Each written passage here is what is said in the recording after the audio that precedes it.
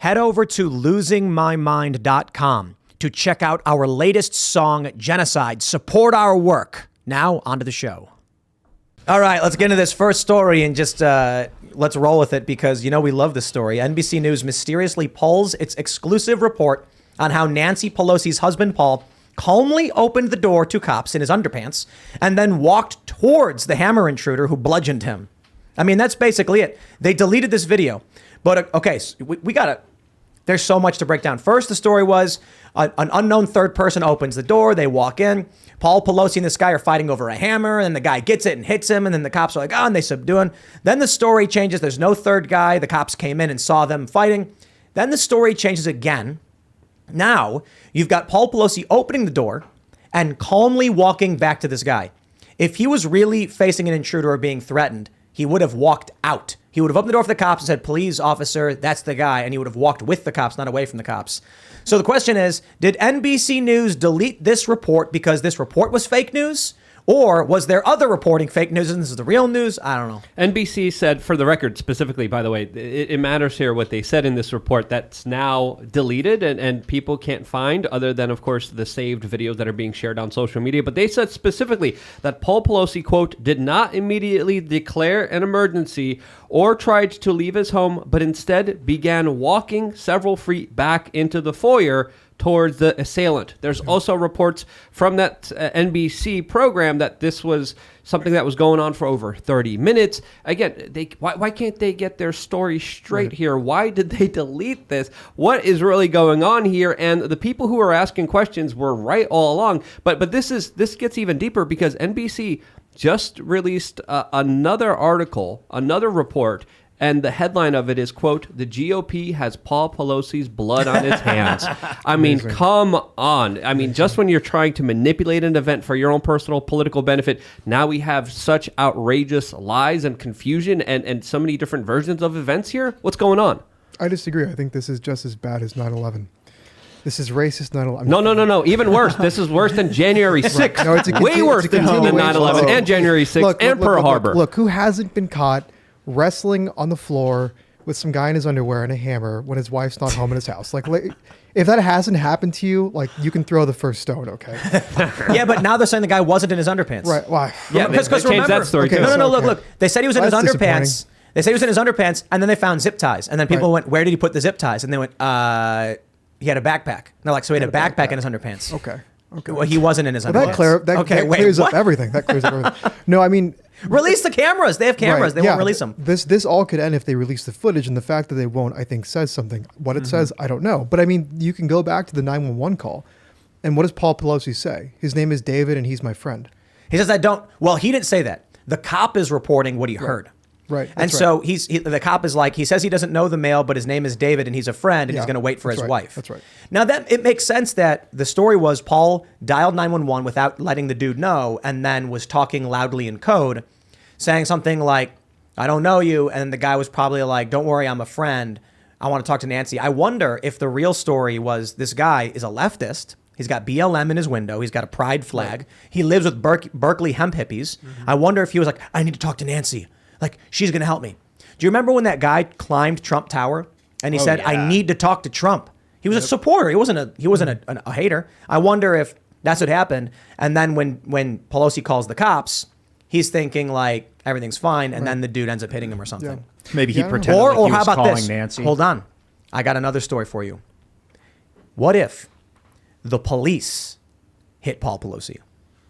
What if what really happened is Paul did call the cops? No, hear me out. What if Paul called the cops and the cops rush in freaking out, break the glass, kick the door in, and then see Paul in his underwear, hit him, knock him down, and then go, oh, crap, that was the homeowner. And hold on. That would explain why they said the intruder was in his underwear. It was an unknown man who answered the door. And now they're changing their story. He could have been drunk and rowdy and out of control. And they were like, hey, bring in the hobo down the street. We got to blame this on somebody. But who knows what happened here. Too. That's another possibility here. Well, so, what if, and maybe they brought him, I don't know. I don't want to get too conspiratorial, but what if Paul does call the cops? And when he sees the cops, he runs to the door yelling or doing something frantic, and the cops just boom right in the face. I wouldn't necessarily blame the cops. Like, it's a bad thing if the cops just struck a guy. But if you get a call as a home intruder, and there's a crazy man in my house, and then you walk up and you see a dude in his underwear coming towards you, frantic and yelling, the cops are going to be like, back up, and they're going to hit you. Yeah. They put the guy down. Paul Pelosi goes down, hits his head, and they go, "Oh crap! Could we get our story straight?" Could we play the NBC report, because it was very telling? I don't know if we have it. Do we have it? It's all over social media. It's all over Twitter. I tweeted it out. Yeah, I can pull it on my Twitter. But they also reported that the police officers didn't know the severity of the situation, didn't know that it was Paul Pelosi. And that's, again, just extremely unlikely. Arrived here at the Pelosi home exactly a week ago today. They initially didn't have any idea exactly what was going on. They knew they had a high priority call on their hand. What was unclear, what was happening inside the property just behind me. This morning, Paul Pelosi is home, back at the house that became a crime scene a week ago today.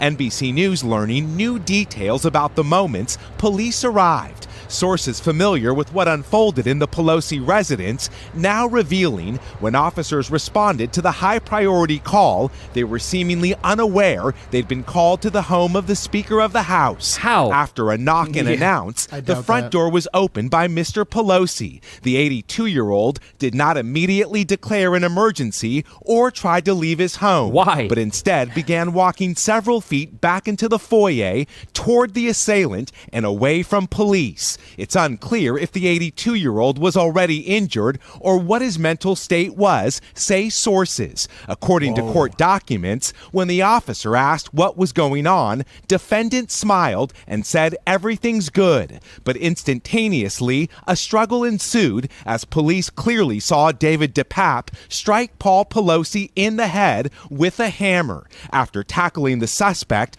officers rushed to Mr. Pelosi, who was lying in a pool of blood. What we do know is he brutally attacked Mr. Pelosi and attempted to kill him. After spending several days in the ICU, Pelosi, who is recovering from a fractured skull and serious injuries to his arm and hand, is now home, where Capitol Police remain on alert. Investigators have previously said Pelosi did not know DePape when the 42-year-old broke into his home. How did they know? Why Pelosi didn't try to flee or tell responding officers he was in distress is unclear. Fear takes All right, let's pause real quick.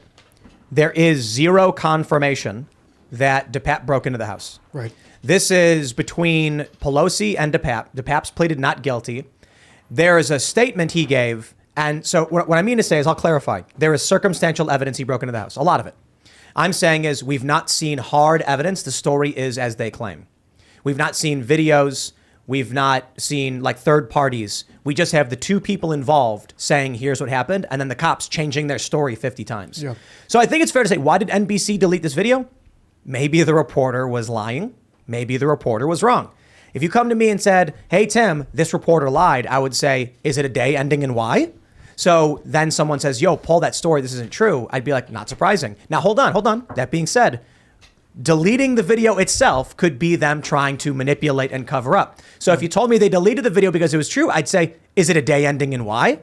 So I'm not going to sit here and trust NBC. But their report was predominantly based on the police reports and interviews they did with the police. So the burden of proof is not on NBC here. It's on the police officers who are trying to tell you there's no way the two knew each other. How do you know that? Were they following and spying on these two people for their whole lives? Again, that doesn't make sense. And another aspect here that doesn't make sense is this suspect that broke into the home was allegedly a mastermind, Q MAGA guy who was going to target Pelosi and go after her, saw the cops, and then that's the moment he decided to take a hammer and strike Paul. That doesn't make sense. No, it doesn't add up. I don't know how this sounds, but I actually don't care a whole lot about this incident in the details of it.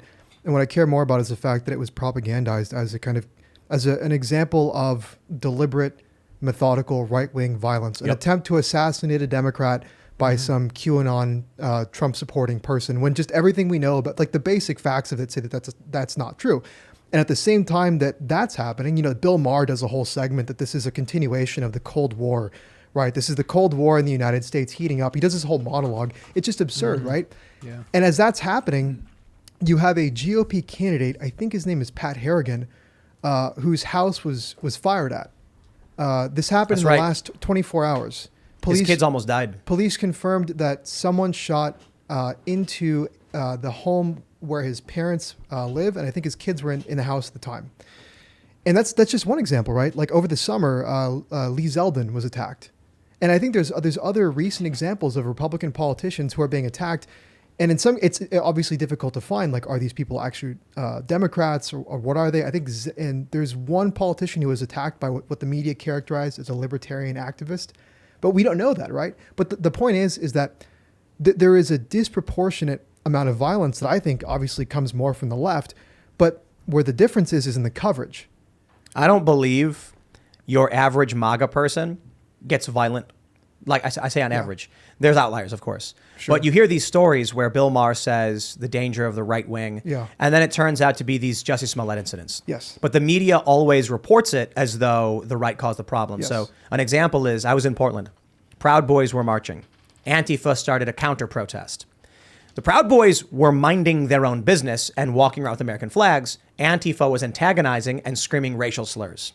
Did the media come out and say a peaceful march by conservatives was attacked by Antifa? Of course not. Yeah. They said, violent right-wing group shows up and clashes with Antifa or whatever. Yeah. But that wasn't the reality of what happened. That's right. We saw that a whole lot.